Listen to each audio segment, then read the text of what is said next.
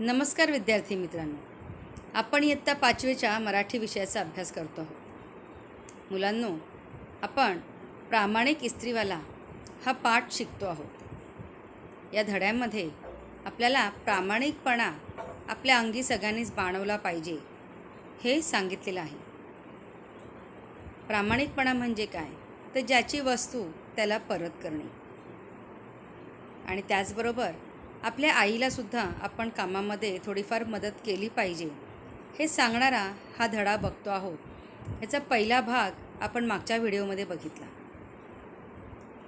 त्यामध्ये आपण काय बघितलं, या धड्यामध्ये काय सांगितलेलं आहे, पहिल्या भागात काय सांगितलेलं आहे ते थोडक्यात आपण इथे त्याची उजळणी करूया, थोडीशी रिव्हिजन करूया. मुलांनो, शिवानी नावाची छोटी मुलगी आहे. तिचं घर छोटंसंच आहे. तिचं घरामध्ये माणसं कमी आहेत. 4च माणसं राहत आहेत. आई, बाबा, तिचा भाऊ, त्याचं नाव आहे शिवराज, आणि शिवानी. अशा चौघांचं चौकोनी कुटुंब आहे. आणि आई तिची जी आहे, ही आई घरकामामध्ये सतत व्यस्त असते. जरी आई घरी काम करत असली, बाहेर जाऊन काम करत नसली, तरीसुद्धा घरातली सगळी कामं तीच एकटी करते आणि त्याच्यामुळे ती खूप दमते. शिवानी म्हणते की आमच्या घरात घरकामाला बाई नाही आहे, आईच सगळी कामं करते, म्हणून आम्हीसुद्धा आम्हाला जशी जमेल तशी थोडीफार मदत करतो. आता ही मदत कशा प्रकारची आहे? तर शिवानीने सांगितलं की तिचा भाऊ जो आहे शिवराज, तो काय करतो, तर आईने वाळत घातलेले कपडे जे आहेत ते सुकल्यानंतर, वाळल्यानंतर काढतो आणि त्याच्या घड्या घालून ठेवतो. शिवानीसुद्धा आईला इतर कामामध्ये मदत करत असेल. तशीच तुम्हीसुद्धा आपल्या आईला मदत केली पाहिजे. एके दिवशी त्या घडी केलेल्या कपड्यांमध्ये शिवानीची आई बाबांनी ठेवायला दिलेले पैसे ठेवते. ती असा विचार करते की आपण हे पैसे नंतर आपल्या कपाटामध्ये, जे पैशाची जागा आहे, पैशाचं पाकिट आहे, त्याच्यामध्ये ठेवून देऊ, असा विचार करून ती तिथेच घाईत असल्यामुळे कपड्यांच्या घड्यांमध्ये ते पैसे ठेवते आणि नंतर मात्र ती कामामध्ये गळून जाते, कामात मग्न होते. त्या पैशांचा तिला विसर पडतो. संध्याकाळच्या वेळेला जेव्हा शिवानी आणि तिची आई दोघेच घरी असतात, त्यावेळेला त्यांचे इस्त्रीवाले दामू काका कपडे घेण्यासाठी म्हणून येतात. इस्त्रीचे कपडे मागायला येतात. त्यावेळेला शिवानीला तिची आई स्वयंपाकघरातून ओरडून सांगते, हाक मारून सांगते की शिवानी, त्या टेबलावर ठेवलेले घडी गेलेले कपडे जे आहेत ते एका पिशवीत भर आणि दामू काकांना दे, इस्त्रीसाठी दे. त्याप्रमाणे शिवानी ते कपडे पिशवीत भरते आणि त्या दामू काकांना, इस्त्रीवाल्या काकांना देते. इस्त्रीवाले काका ते कपडे घेऊन निघून जातात. 2 दिवसानंतर बाबा आईकडे पैशांची मागणी करतात. तिच्याकडे ठेवायला जे पैसे दिलेले असतात ते पैसे बाबा मागतात. आई नेहमीप्रमाणेच कपाटामध्ये पैसे शोधते, पण तिला ते पैसे काही सापडत नाही. पैसे गेले कुठे, कोणी घेतले, काय झालं, त्या पैसे आपल्याला परत मिळतील का, याचा विचार करत करतच आई घरभर ते पैसे शोधते, पण तिला पैसे काही सापडत नाही. तिला पैसे सापडले का, ते पैसे कोणी घेतलेले होते, ते आपण या भागात बघणार आहोत. भाग दुसरा, प्रामाणिक इस्त्रीवाला.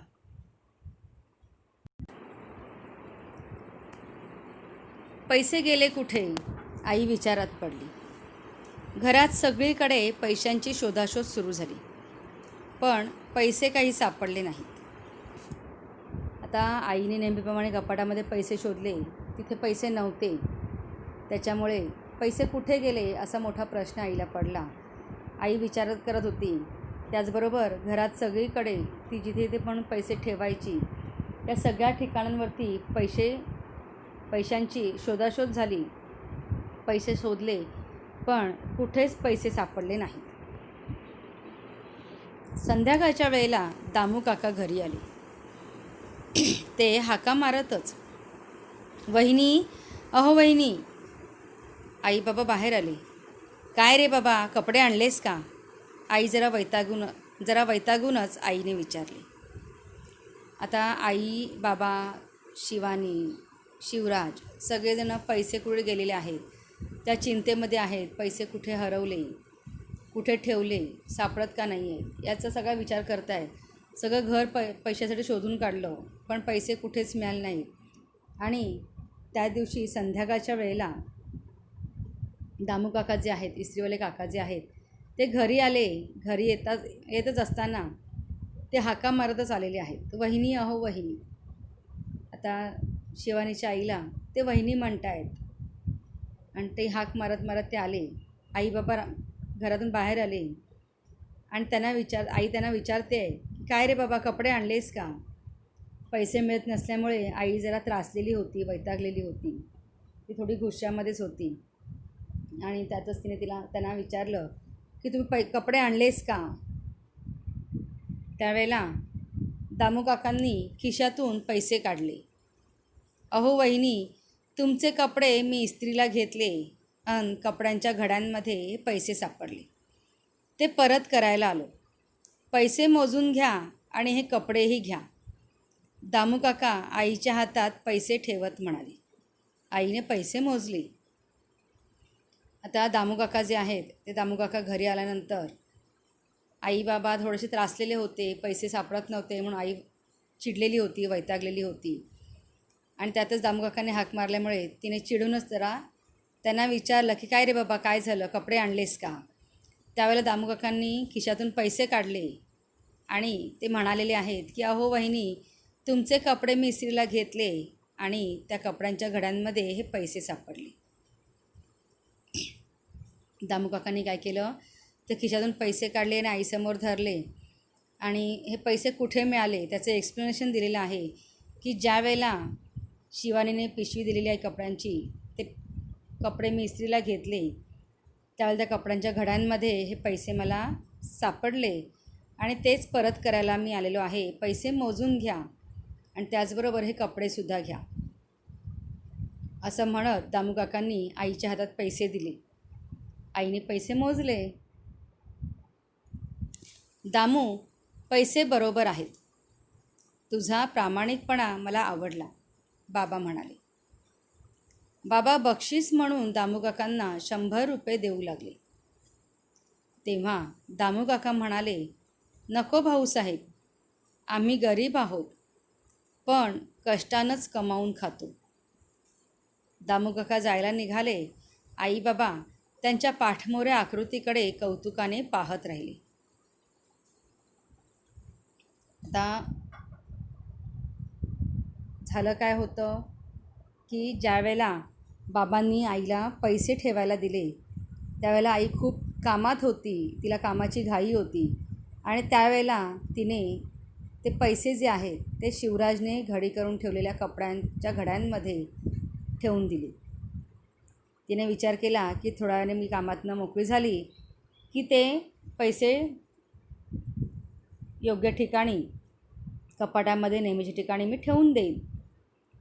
पण कामामध्ये ती विसरून गेली आणि त्याच वेळेला संध्याकाळी दामू काका कपडे घ्यायला आले. तेव्हा आईच्या सांगण्यावरून शिवानीने ते कपडे, इस्त्रीचे कपडे जे आहेत ते पिशवीत भरले आणि दामू काकांना दिले. दामू काका कपडे घेऊन निघून गेले. इकडे 2 दिवसानंतर ज्या बाबांनी आईकडे पैसे मागितले त्यावेळेला ते पैसे घरात कुठेच सापडत नव्हते. सगळं घर शोधलं, कपाट शोधलं. आई जिथे जिथे पण पैसे ठेवते ते सगळ्या जागा शोधून झाल्या, पण पैसे काही सापडले नाही. त्याच्यामुळे आई वैतागलेली होती, चिडलेली होती. पैसे असे गेलेच कसे हा प्रश्न तिला पडलेला होता. कुठे गेले याचा विचार ती करत होती. आणि त्याच वेळेला दामू काका जे आहेत, संध्याकाळच्या वेळेला दामू काका जे आहेत ते कपडे घेऊन घरी आले. इस्त्रीचे कपडे जे दिलेले होते ते रिटर्न करायला ते घरी आलेले आहेत आणि येतानाच त्यांनी हाका मारायला सुरुवात केलेली आहे. वहिनी, अहो वहिनी. म्हणजे ते शिवानीच्या आईला वहिनी असं हाक मारत होते. त्यावेळेला ते हाका का मारतायत याचा आईला जराशी चीड आली आणि तिने चिडूनच, वैतागूनच त्यांना विचारलं की काय रे बाबा, काय झालं, तू कपडे आणलेस का? आता इस्त्रीवाले काका आहेत, त्यांच्यावर थोडासा हा राग निघाला. त्यावेळेला दामू काकांनी सांगितलं की हो वहिनी, तुमचे कपडे ज्यावेळेला मी इस्त्रीला घेतले त्यावेळेला त्या कपड्यांच्या घड्यांमध्ये हे पैसे मला सापडले आणि त्यावेळेला लगेचच मला येणं काही शक्य झालं नाही. मी आजच सकाळी कपडे इस्त्रीला घेतलेले आहेत, तेव्हा इस्त्री झालेले कपडे मी लगेच तुमच्याकडे घेऊन आलेलो आहे. त्याच्यामध्ये हे सापडलेले पैसे आहेत, ते तुम्ही मोजून घ्या, असं शिवानीच्या आईला दामू काकांनी सांगितलं. आईने पैसे मोजले, पैसे अगदी सगळे बरोबर होते. ते पैसे मिळाल्यामुळे आईबाबांनासुद्धा आनंद झाला. पण त्याच्यापेक्षा जास्त आनंद का झाला, तर दामूने प्रामाणिकपणे ते पैसे परत केलेले आहेत. दामूने प्रामाणिकपणे पैसे परत केले, दामू काकांनी प्रामाणिकपणे पैसे परत केले, म्हणून बाबाने त्याला सांगितलं की आमचे मिळालेले पैसे तर बरोबरच आहेत, पण तुझा प्रामाणिकपणा मला आवडला.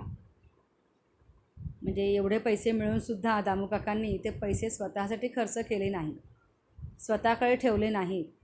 तर त्यांना माहिती होतं की हे शिवानीच्या घरचे कपडे आहेत, त्या पिशवीमधले कपडे आहेत, त्यांनी ते व्यवस्थित घरी आणून पैसे त्यांना परत केलेले आहेत.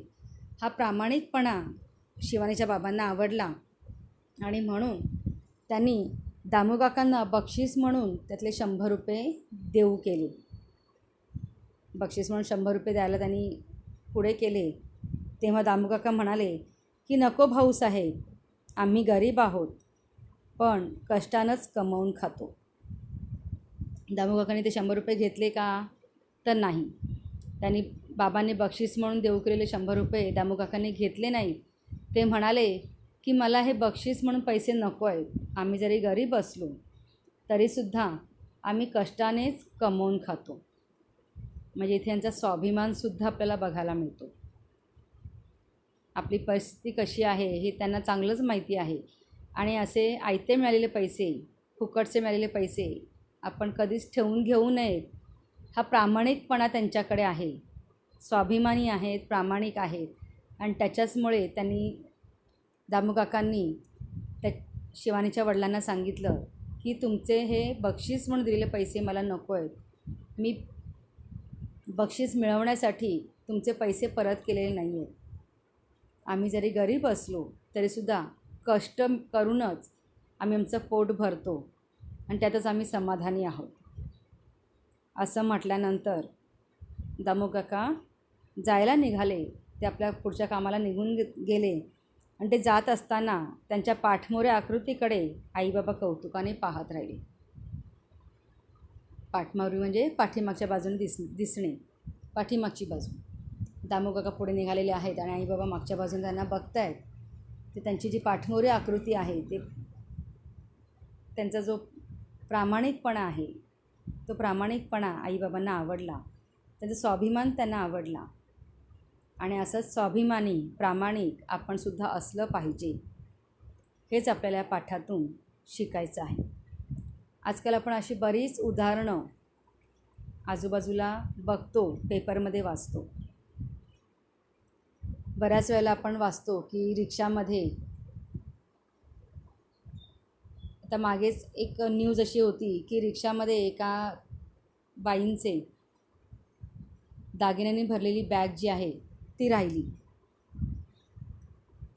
रिक्षावाले काका जे आहेत, त्या बाई उतरून गेल्यानंतर त्यांनी दुसरं भाडं घेतलं आणि त्यावेळेला त्यांच्या लक्षात आलं की त्या बाईंची बॅग इथे राहिलेली आहे. त्यांनी प्रामाणिकपणे ती बॅग पोलीस स्टेशनमध्ये नेऊन दिली. पुढे पोलिसांनी ती बॅग ज्याची आहे त्यांचा शोध घेतला आणि त्या बाईंना ती बॅग परत मिळाली. असे प्रामाणिक लोकंसुद्धा आपल्या आजूबाजूला आपण बघतो. हाच प्रामाणिकपणा आपल्यामध्ये सुद्धा आपण बाणवला पाहिजे. कारण प्रामाणिकपणा आणि स्वाभिमान जर आपल्याकडे असेल तर आपण लाथ मारीन तिथे पाणी काढेन अशा वृत्तीने अगदी आनंदात जगू शकतो. जर आपण प्रामाणिक नसू तर आपली चोरी पकडली जाईल ही भीती आपल्याला कायम असते आणि त्याच्यामुळे आपण कुठलंच काम नीट करू शकत नाही.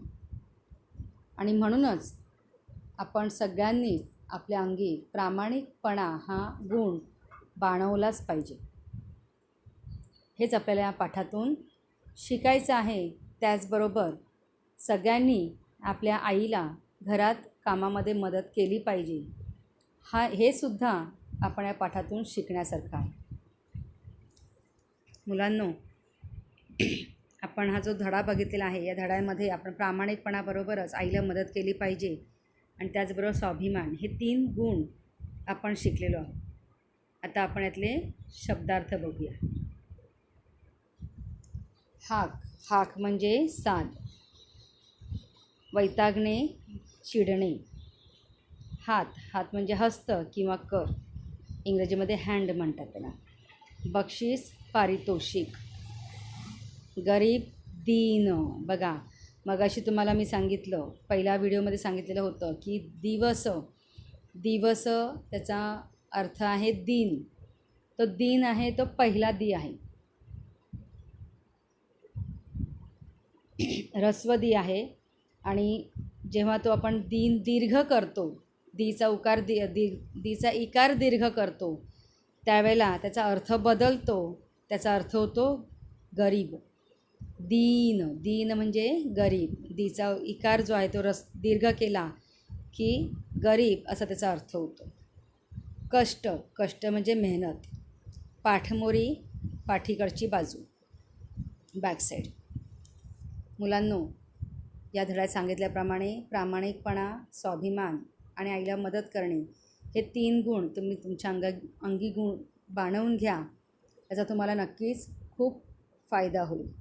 धन्यवाद.